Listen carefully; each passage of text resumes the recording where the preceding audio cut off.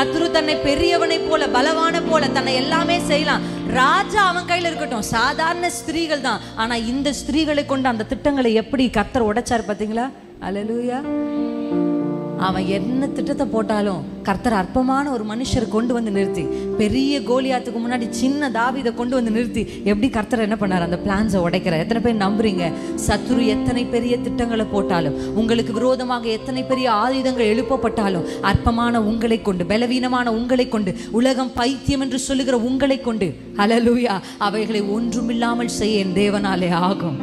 ஹல்லேலூயா. அதுதான் கர்த்தருடைய பிரசன்னத்தின் மகத்துவம். ஆமென்.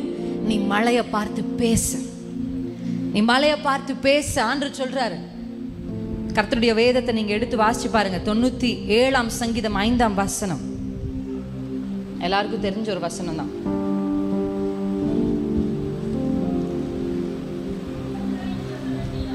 கர்த்தரின் பிரசன்னத்தினால் பர்வதங்கள் மெழுகு போல உருகிற்று. ஹல்லேலூயா, அல்லேலூயா. உங்க வாழ்க்கையில நீங்க எவ்வளவு பெரிய பர்வதத்துக்கு முன்னாடி நின்னாலும், பர்வதத்துக்கிட்ட நீங்க என்ன பண்ணிருக்க வேண்டாம், பர்வதத்தை பார்த்து அழ வேண்டாம். கர்த்தருடைய பிரசன்னத்தை வெல்கம் பண்ணுங்க. ஹல்லேலூயா. நான் உங்களுக்கு சொல்றேன், திடீர்னு ஒரு எடுத்துக்காட்டுக்கு ஒரு சம்பவம் சொல்றேன். திடீர்னு ஒரு பிரச்சனை, நல்லா உங்க வாழ்க்கை போயிட்டே இருக்கு. வீட்டுல சடனா ஒரு சண்டை வருது. திடீர்னு அது பேசி பேசி என்ன ஆயிடுச்சு? பெருசாயிடுச்சு. இப்போ நீங்கள் தேவ சமூகத்தில் போய் என்ன பண்ணணும் தெரியுமா? கர்த்தருடைய பாதத்தில் போய் உட்காந்து, ஆண்டவரே ஆண்டவரே இப்படி ஒரு பிரச்சனை வந்துருச்சே, இப்படி ஒரு மலை நிற்குதே, இதெல்லாம் விட்டுருங்க. தேவ சமூகத்துக்கு போய், ஆண்டவரே உங்கள் பிரசன்னத்தை நான் வாஞ்சிக்கிறேன், உங்கள் பிரசன்னத்தை நான் வாஞ்சிக்கிறேன், நீங்கள் வாங்கப்பா, நீங்கள் வாங்கப்பா, நீங்கள் வாங்கப்பா. என்ன ஒரு தைரியம் தெரியுமா? பார்த்த உடனே எல்லாரும் புலம்ப ஆரம்பிச்சிட்டாங்க. நம்ம தானே இஸ்ரவேல் ஜனங்க. பின்னாடி வர ஒரு பக்கம் பிரச்சனை வந்தா ஓகே சிஸ்டர், எனக்கு எல்லா பக்கமும் பிரச்சனை. அப்படி யாராவது இங்கே இருக்கீங்களா? இஸ்ரவேல் ஜனங்களை போல முன்பக்கம் முன்ன போலான்னா முடிய மாட்டேங்குது, பின்னாடி பக்கம் பின்னாடியாவது போயிடுவோம், திரும்பி போயிடலானாலும் முடியல. இப்படி ஒரு சுற்றிலும் பிரச்சனை வந்தோன்னே இஸ்ரவேல் ஜனங்க பயங்கரமாக என்ன பண்ண ஆரம்பிக்கிறாங்க? புலம்புறாங்க, திட்டுறாங்க. இப்போ பொதுவாகவே துதி கூட அவ்வளோ சீக்கிரம் பரவுமான்னு தெரில. என்னுடைய கணவர் சொல்லுவார், என்ன சொல்வார் தெரியுமா? காஸ்பல் பரவுறதை விட காசிப்பு தான் சீக்கிரமாக பரவுன்னு. நீங்கள் ஒரு சுவிசேஷத்தை சொல்லுங்கன்னா அது அவ்வளோ சீக்கிரம் பரவாது. நீங்கள் பாருங்கள், இப்போ நானும் வீடியோஸ் எல்லாம், இப்போ மெசேஜ் எல்லாம் நான் என்ன எடுப்பேன்ல, நான் வந்து முன்னாடியெல்லாம் எடுக்கும்போது வெறும் வசனம் மட்டும் பேசி, என்னுடைய பழைய வீடியோலாம் பார்த்தீங்கன்னா அப்படியே டைவர்ட்டே ஆக மாட்டேன், பைபிளும் வச்சுக்க மாட்டேன், அப்படியே நின்று பேசுவேன். 15 நிமிஷம் வசனத்தெல்லாம் அப்படியே சொல்லி அப்படியே பேசி முடிச்சிருவேன். அப்போ ரொம்ப டீப்பாக பேசுகிறீங்க சிஸ்டர் அப்படின்ட்டு ஒரு டைம் வந்து என்ன பண்ணாங்க, சொன்னாங்க. அதுக்கப்புறம் கர்த்தருடைய ஆவியானவர் நடத்த நடத்த நடத்த நடத்த அப்படியே ப்ரீச்சிங் ஸ்டார்ட் பண்ணி பேச பேச பேச, இப்போ வீடியோஸ் எல்லாம் போடும்போது எதை ஷார்ட்ஸாக கட் பண்ணி போடுறாங்கன்னா, நான் சொல்கிற சாட்சியை மட்டும்தான் போடுவாங்க. நான் கரெக்டாக எங்கள் அம்மா பற்றி பேசுகிறது மட்டும்தான் கட் பண்ணுவாங்க. ஒரே ஒரு முறை எங்கள் தாத்தா கூட பஸ்ஸில் போனதை சொன்னேன், கரெக்டாக அதை மட்டும், என் தாத்தாவுக்கு என்ன நடந்தது என்றால் அப்படின்னு நான் எதுவுமே போடுறதில்ல யூடியூப்பில். ஓகே, எனக்கும் அதுக்கும் சம்மந்தம் இல்லை, யார் போடுறான்னு கூட எனக்கு தெரியாது. அவங்களா எங்கேயோ பார்த்து அவங்களா வீடியோவை போட்டாங்க, எல்லாரும் பார்க்குறாங்க, எனக்கும் அதுக்கும் என்ன இல்லை, சம்மந்தமே இல்லை. உண்மையாக சொல்லப்போனால் என்கிட்ட யூடியூபே இப்போ தான் நான் ஒரு 2 வாரத்துக்கு முன்னாடி ஓப்பனே பண்ணேன். அதுக்கு முன்னாடி வரையும் கொஞ்ச நாள் யூடியூப்பு, ஃபேஸ்புக்கு, இன்ஸ்டா எதையுமே நான் யூஸ் பண்ணாமல் எல்லாத்தையும் மூடி வச்சுட்டு இருந்தேன். நான் ஒரு சிலதை மட்டும் பார்த்துட்டு இருந்தேன். இப்படி தான் நான் இருந்தேன். அப்போ தான் திடீர்னு நான் எல்லாத்தையும் ஷட் டவுன் பண்ண உடனே ஒரு செய்தி வருது, சிஸ்டர் நீங்கள் பேசின வீடியோ நான் பார்த்தேன். நான் எங்கேயா பேசினேன்? அதெல்லாம் எப்போவோ பேசினது. ஆனால் இதில் என்ன பியூட்டி தெரியுமா? நான் என்ன சாட்சி சொல்கிறேனோ அதை மட்டும் என்ன பண்ணுவாங்க, கரெக்டாக கட் பண்ணி இப்போ வந்து நான் சொல்கிற வசனத்தை ஃபுல் மெசேஜை வந்து ஒரு 45 மினிட்ஸ் வீடியோ போட்டால் கூட இந்த ஷார்ட்ஸில் சாட்சிகளை போட போட போட எல்லாருமே அதில் வந்து நிறைய பேர் அதில் வந்து ஆசீர்வதிக்கப்பட்டிருக்காங்க. கர்த்தருக்கு ஸ்தோத்திரம், நான் தேவனுக்கு நன்றி செலுத்துகிறேன். ஏன்னா இப்போ எங்கே போனாலும் அநேக தேவனை அறியாத பெண்கள் வந்து என்கிட்ட பேசுகிறாங்க. பேசி உங்கள் சாட்சி எனக்கு ரொம்ப ஆசீர்வாதமாக இருந்தது, எனக்கும் பிள்ளை இல்லை, நானும் ஜெபிக்கிறேன், உங்கள் சாட்சி பார்த்ததுக்கப்புறம் எனக்குள்ள ஒரு நம்பிக்கை வருது அப்படின்னு. தகப்பன் இல்லாமல் விதவைகளாக இருக்கிற பெண்கள் என் அம்மாவை பார்த்தோம், தகப்பன் இல்லாமல் இருக்க பிள்ளைகள் என்னுடைய தங்கச்சியுடைய சாட்சியை பார்த்தோம், பிள்ளை இல்லாத இருக்கிறவங்க என்ன பார்த்தோம். இப்படி அநேகருக்குள்ள இந்த சாட்சி என்ன பண்ணுது, பெரிய கிரியைகளை செய்திருக்கு, அவங்கள ஜெபிக்க வச்சிருக்கு. ஒரு சிஸ்டர் கடைசியாக நான் ஒரு சர்ச்சுக்கு போகும்போது சொன்னாங்க, சிஸ்டர் வந்து எப்படி உபவாசிக்கணும் ஜெபிக்கணும் ஒரு பிரசங்கத்தை நான் கேட்டேன், எனக்கு உபவாசிக்கிறதுனா என்னன்னே தெரியாது.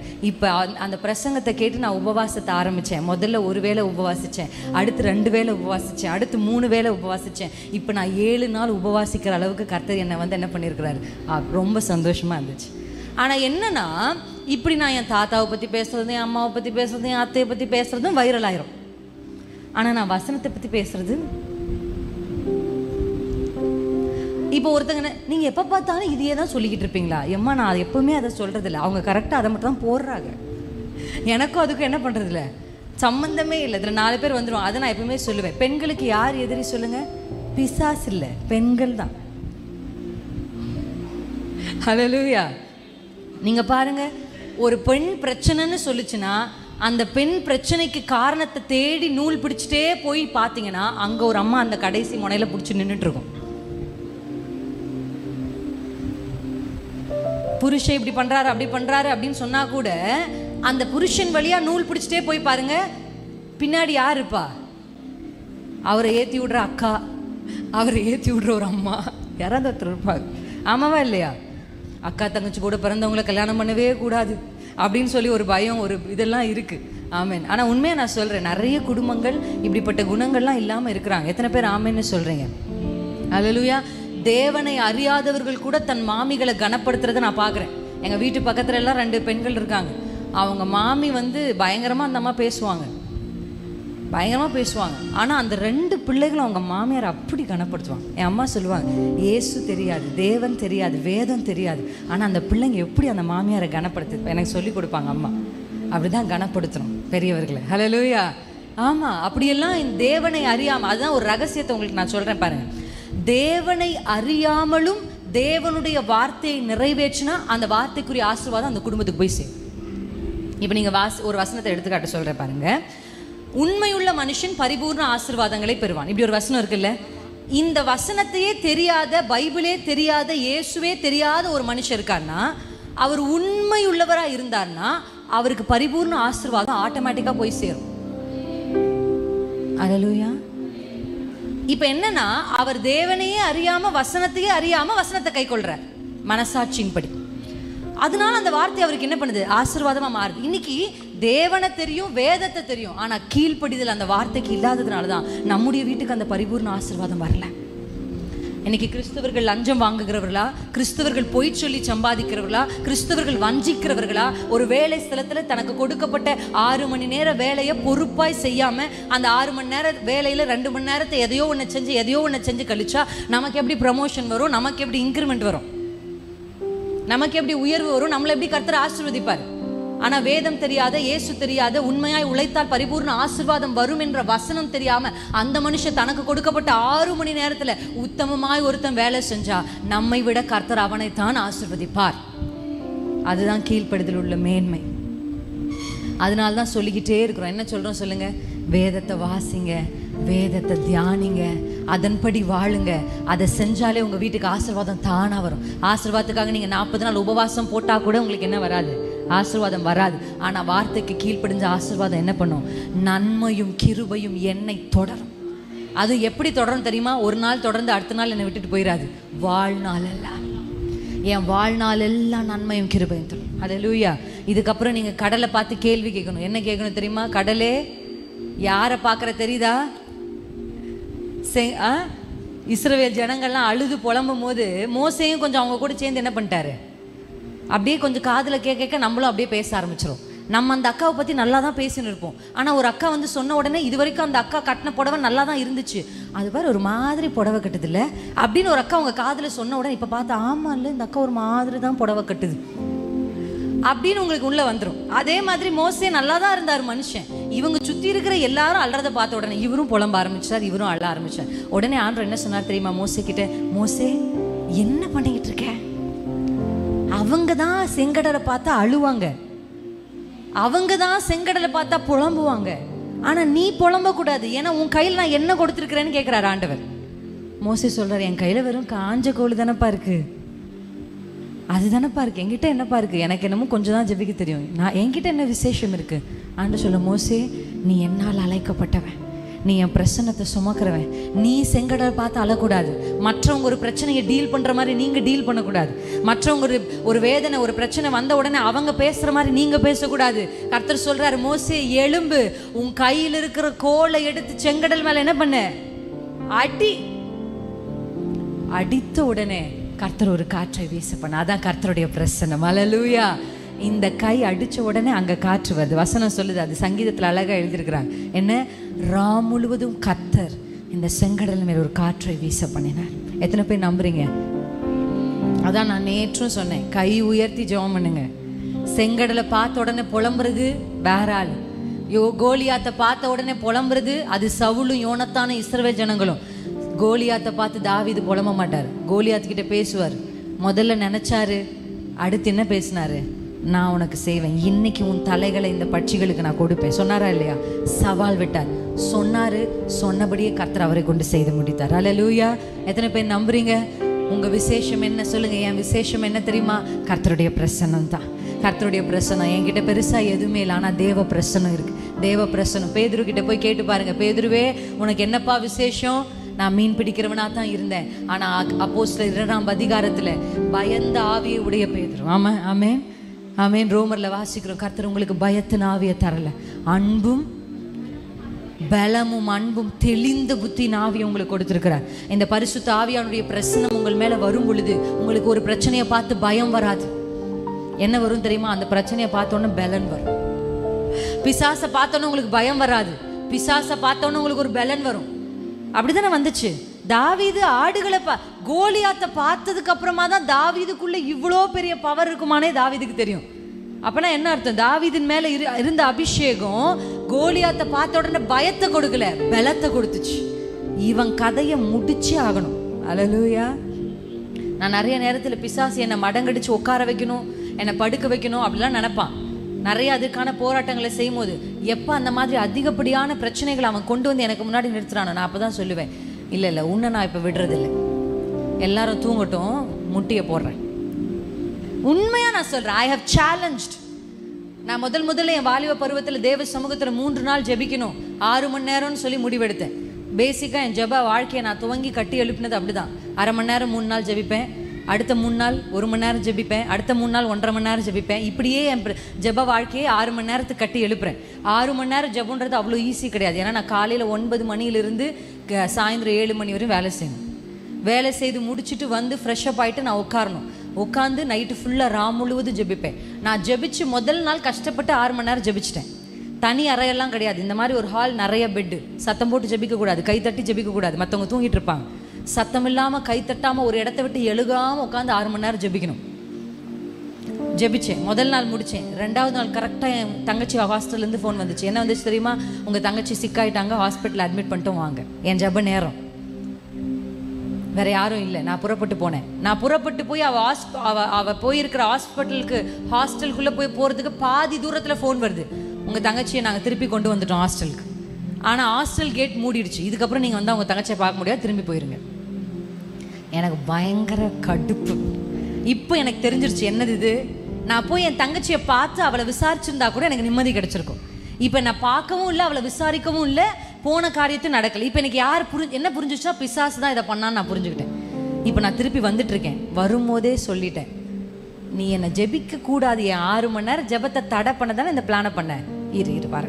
ஹாஸ்டலுக்கு வந்த உடனே நான் வந்த டயர்டை பார்த்து என் ப்ரேயர் டீமில் இருக்க அக்காங்கெல்லாம் சொன்னேன், ஃப்ரெண்ட்ஸு நாளைக்கு ஜெபத்தை பண்ணிக்கலாம், இன்றைக்கி போய் படுத்துக்கோ, நாளைக்கு வேறு டியூட்டிக்கு போகணும், உனக்கு ரொம்ப கஷ்டமாயிடும். அப்போ நான் அந்த அக்காவை பார்த்து சொன்னேன், இல்லை என் அப்பா எனக்காக காத்திருப்பார், நான் மட்டும் போய் படுத்துட்டேன்னா இந்த பிசாசு ரொம்ப சந்தோஷப்பட்டுருவான், அவன் நினச்சதை செஞ்சுட்டுவான்னு அவனுக்கு ஒரு சந்தோஷம் வந்துடும், அந்த சந்தோஷத்தை நான் அவனுக்கு கொடுக்க மாட்டேங்க்கா, நான் போய் உட்காறேன் அப்படின்னு சொல்லி தேவ சமூகத்தில் அன்றைக்கு அவ்வளோ டயர்ட் போய் ஆண்டுடைய பார்த்த முழங்கால் படிட்டு கண்ணீர் அப்படியே வருது. ஏன்னா அவ்வளோ பலவீனம். காலையிலேருந்து வேலை செஞ்சு இவ்வளோ தூரம் பிரயாணப்பட்டு அப்படியே ஆண்டுக்கிட்ட அழுதுகிட்டே சொன்னப்பா, எனக்கு சுத்தமாக பலன் இல்லை, 6 மணி நேரம் நைட்டு ஃபுல்லாக நான் எப்படி ஜெபிக்க போகிறேன்னு எனக்கு தெரியல.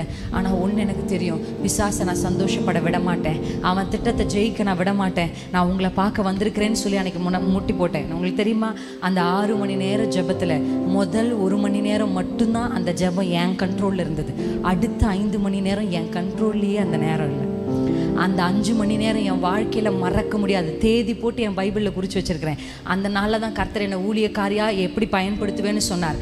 அந்த நாளில் தான் எனக்கு எப்படி கணவரை கொடுப்பேன்னு சொன்னார். அந்த நாளில் தான் யூதான்னு உனக்கு ஒரு ஆண் பிள்ளையை கொடுப்பேன்னு சொன்னார். எனக்கு கல்யாணம் கூட ஆகலப்ப, என் கணவர் கூட யாருன்னு தெரியாது. கர்த்தர் எனக்கு வாக்கு பண்ணினார். அந்த நாளில் தான் என்னுடைய மரணத்தை குறித்த தகவலை கர்த்தர் எனக்கு சொன்னார். அந்த நாளில் தான் என் மரணத்துக்கு பின்பாக என் பிள்ளைகள் செய்ய போகிற ஊழியத்தை குறித்து கர்த்தர் எனக்கு சொன்னார். ஹல்லேலூயா, ஆமென். தேவன் ரகசியங்களை அப்படியே வெளிப்படுத்தி அவர் பாட்டுக்கு பேசிக்கிட்டே இருக்கிறார். நான் அழுது அந்த வாலிப ஆண்டவரை இதெல்லாம் இப்போ ஏன்பா என்கிட்ட சொல்றீங்க அப்படின்னு ஆண்டவர் சொன்னார். நான் உன்னை அதிகமாக நேசிக்கிறேன். இவ்வளவு நெருக்கத்தில் நீ வந்து ஆண்டவரே நான் உங்க பாதத்துக்கு வந்துடுவேன், நீ வந்தல அப்படின்னு என்னோடு பேசி இந்த வேத புத்தகத்தை திறக்க சொன்னார். எப்படி தெரியுமா திறக்க சொன்னார்? ஒரு குறிப்பிட்ட புத்தகம், குறிப்பிட்ட அதிகாரம், குறிப்பிட்ட வசனம் கரெக்டாக சொல்லி அதை எடுத்து வாசி அப்படின்னார். அவ்வளோ நேரம் என்னோட ஆண்டு பேசின எல்லாமே சேர்த்த ஒரு வாக்குத்தத்தம் அந்த வசனத்துக்குள்ளே இருந்தது. இதுதான் உன் வாழ்க்கைக்கு நான் கொடுக்குற வாக்குத்தத்தம், இதை சுமந்து கொண்டு நீ போ. அப்போ ஒரு மரியாதை போகிற ஒரு வீட்டுக்குள்ளே என்ன நடக்கும் வாழ்க்கை அறியாத ஒரு வாலிப பிள்ளையாக இருந்த என்ன கர்த்தர் இன்றைக்கு அவருடைய கரங்களில் எடுத்து நல்ல குடும்பத்தை, நல்ல கணவனை, நல்ல மாமியை, நல்ல மாமனாரை, நல்ல கர்ப்பத்தின் கனிகளை, ஊழியத்தை, என்னை நேசிக்கிற அநேக ஊழியக்காரர்களை கர்த்தர் கொடுத்திருக்கிறார் என்று சொன்னால் கர்த்தருக்கான வைராக்கியத்தை அந்த ராத்திரி வேளை கர்த்தர் கவனித்து பார்க்கிறார். பிசாசு உங்களை உட்கார வைக்கணும்னு நினைக்கிறானா, கடலை பார்த்து நீங்க பேசணும், கடலே நீ ஓட போறது நிச்சயம், ஏன்னா நான் வரல, எனக்குள்ள தேவ பிரசன்னத்தை நான் சுமந்து வந்தேன். எழுந்து நிற்போமா? எல்லாரும் எழுந்து நின்று தேவ சமூகத்துல கர்த்தருடைய பிரசன்னத்தை வாஞ்சித்து நீங்க தேவனை இம்ப்ரெஸ் பண்ணணும், கர்த்தரை பிரியப்படுத்தணும். பிசாசு உங்களை ஒவ்வொரு முறையும் தடை பண்ணி உங்களை மடங்கடிக்கும் போது அதை ஒரு சவாலா எடுத்துக்கணும். பரிசுத்த ஆவி உள்ள ஒரு மனுஷன் கோலியாத்தை பார்த்து பயப்பட மாட்டான், பலப்படுவான். சொல்லுங்க, பலப்படுவான். நான் பலப்படுவேன். பிரச்சனையை பார்த்த உடனே நான் பயப்பட மாட்டேன், நான் பலப்படுவேன். எனக்குள்ள பயத்தின் ஆவி இல்ல, பலத்தின் ஆவி இருக்கு. கைகளை உயர்த்தி சொல்லுங்க, நான் பலப்படுவேன். எனக்குள்ள பலத்தின் ஆவியை கர்த்தர் கொடுக்கிறார். கோலியாத்தை பார்த்த உடனே தாவீதுக்குள்ள ஒரு வைராக்கியம் வந்தது. பிரச்சனையை பார்த்த உடனே உங்களுக்குள்ள துக்கம் வரக்கூடாது, வைராக்கியம் வரணும். செங்கடலை பார்த்த உடனே மற்ற ஜனங்கள் புலம்புறது போல நீங்க புலம்ப கூடாது. செங்கடலை பார்த்த உடனே கோலை உயர்த்தி செங்கடலை அடிக்கணும். கர்த்தருடைய அபிஷேகத்தை பெற்ற மனுஷன் கடலையும் யோர்தானையும் பார்த்து பயப்படுகிறவன் அல்ல. கடலே உனக்கு என்ன வந்தது? தேவ பிரசன்னத்தை இன்னைக்கு நீங்க சுமந்து போக போறீங்க. எத்தனை பேர் நம்புறீங்க? உங்க அபிஷேகத்தின் அளவை கர்த்தர் கூட்டுகிறார். இனி பிரச்சனைகளை பார்த்து நீங்க பேசுகிற விதம், ஒரு பிரச்சனையை கையாளுகிற விதம், ஒரு விஷயத்தை யோசிக்கிற விதம், இனி பயத்தின் ஆவி உங்களுக்குள்ள இல்ல. எதிர்காலத்தை குறிச்ச பயம், பிள்ளைகளை குறிச்ச பயம், எல்லா கணவரை குறிச்ச பயம், எந்த பயம் உங்களுக்குள்ள இருந்தாலும், வியாதியை குறித்த பயம், மரணத்தை குறித்த பயம், இனி மரண சத்தத்தை கேட்டா, இனி பிசாசு உங்களை வந்து பயமுறுத்தினா நீங்க பயப்பட வேண்டிய அவசியம் இல்லை, பலப்படணும். இந்த பிரச்சனை தான் உங்களை பலப்படுத்த போது. தாவீதே, உனக்குள் இருக்கிற அபிஷேகம் இந்த கோலியாத்தின் வழியாகத்தான் வெளிப்பட போகுது. எஸ்தரே, உனக்குள் இருக்கிற அபிஷேகம் இந்த ஆமானின் தந்திரத்தின் வழியாக தான் வெளிப்பட போகுது.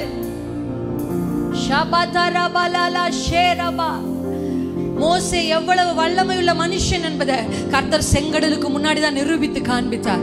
கர்த்தர் உங்களை நிரூபிக்கிறதுக்காக தான் இந்த பிரச்சனைகளை முன்னாடி கொண்டு வந்திருக்கிறார். பிரச்சனைகளை பார்த்து பயப்படுகிறதற்கு பயத்தின் ஆவி அல்ல, பலத்தின் ஆவிய, அன்பின் ஆவிய, தெளிந்த புத்தியின் ஆவிய கர்த்தர் உங்கள் மேல ஊற்றுகிறார்.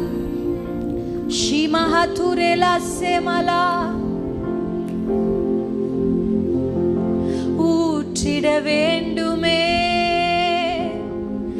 என்னை நிரப்பிட வேண்டுமே,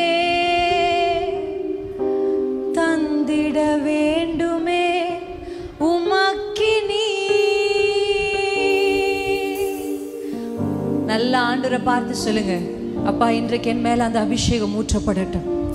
எனக்கு வாக்குத்தத்தத்தை விட, எனக்கு ஒரு தேவ தூதனை விட, எனக்கு ப்ராமிஸை விட, ப்ரொடெக்ஷனை விட உங்க பிரசன்ஸ் தான்ப்பா முக்கியம். உங்க சமூகம் தான்ப்பா எனக்கு முக்கியம். தாவீது சொல்வது போல, உங்க சமூகத்தை விட்டு என்னை தள்ளாதிரும். உம்முடைய சமூகம் எனக்கு வேண்டும். அதுதான் நான் விசேஷித்தவளா என்னை மாற்றுது. அதுதான் என்னை விசேஷித்தவனாய் மாற்றுது.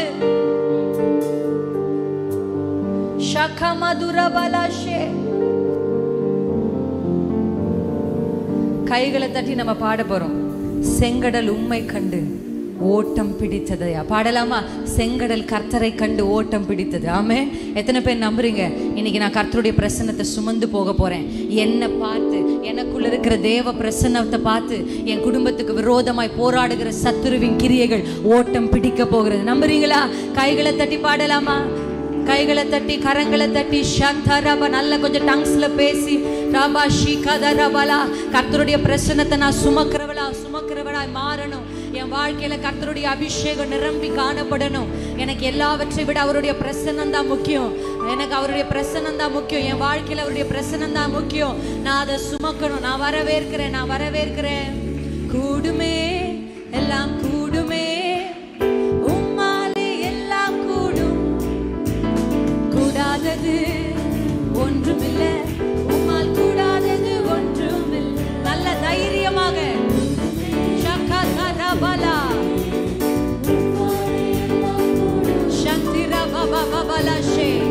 கடலே உனக்கு என்ன வந்தது? செங்கடல்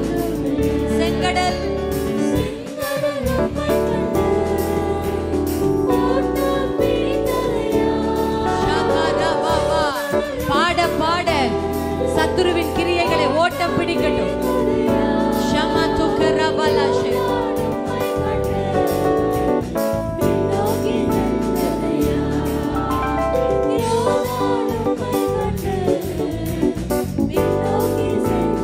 நல்ல சத்தத்தோடு, பலத்தின் ஆவியோடு, எல்லாம் கூடுமே, உம்மாலே எல்லாம் கூடும். கூடாதது ஒன்றுமில்லை, உம்மால் கூடாதது ஒன்றுமில்லை. கூடுமே. ஆமென். மனுஷரால் கூடாதவைகள் தேவனால் கூடும். மனுஷரால் கூடாதவைகள் தேவனால் கூடும். நல்ல கைகளை வேகமா தட்டி கர்த்தருக்கு நன்றி சொல்லுங்க. ஷாதா பாபா நிகரபலா. அந்நிய பாஷையில பேசி கர்த்தருடைய மகத்துவங்களை பஷிதரா பாபா. நல்ல கைகளை தட்டி கர்த்தருக்கு மகிமை செலுத்துவோமா? கடைசியா ஒரு நிமிஷம் ஆண்டவருடைய பிரசன்னத்தை சுமக்க விட்டு கொடுங்க. கதவை திறந்து கொடுங்க. உங்க இருதயத்தை திறந்து கொடுங்க. ஓபன் அப் பண்ணுங்க. ஆண்டவரிடத்துல சொல்லுங்க, உங்க பிரசன்னம் நிரப்பட்டும். இனி செங்கடலை பார்த்து பேசுகிறவளாய், இனி மலையை பார்த்து பேசுகிறாய். கர்த்தருடைய பிரசன்னத்துக்கு முன்னாடி மலைகள் மெழுகு போல, இன்னைக்கு உங்களுக்கு முன்னாடி இருக்கிற மலையெல்லாம் மெழுகு போல உருகட்டும். உங்களை பயமுறுத்துகிற மலைகள் உருகுது. இயேசுவின் நாமத்துல, கர்த்தருடைய பிரசன்னத்துல. எதிர்காலத்தை குறிச்ச பயம் என்கிற மலை இயேசுவின் நாமத்தில் உருகுது. கர்த்தருடைய அக்கினி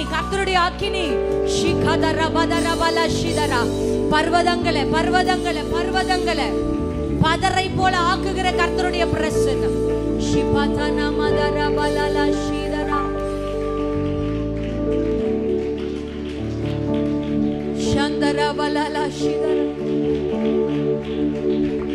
அப்பா புதிய அபிஷேகத்தை ஊற்றுங்கப்பா. இனி உங்க பிள்ளைகள் கடலை பார்த்து பேசட்டும். இனி உங்க பிள்ளைகள் மலைகளை பார்த்து பேசட்டும். இனி கோலியாத்துக்கு சவால் விடட்டும். இனி பயத்தின் ஆவி இல்லை, இனி பலத்தின் ஆவி. இனி பிரச்சனை வரும் பொழுது ஒரு வைராக்கியம் வரட்டும். சத்ரு வீட்டுல சமாதானத்தை கெடுக்கும் போது ஜபிக்கிற ஒரு வைராக்கியம் வரட்டும்.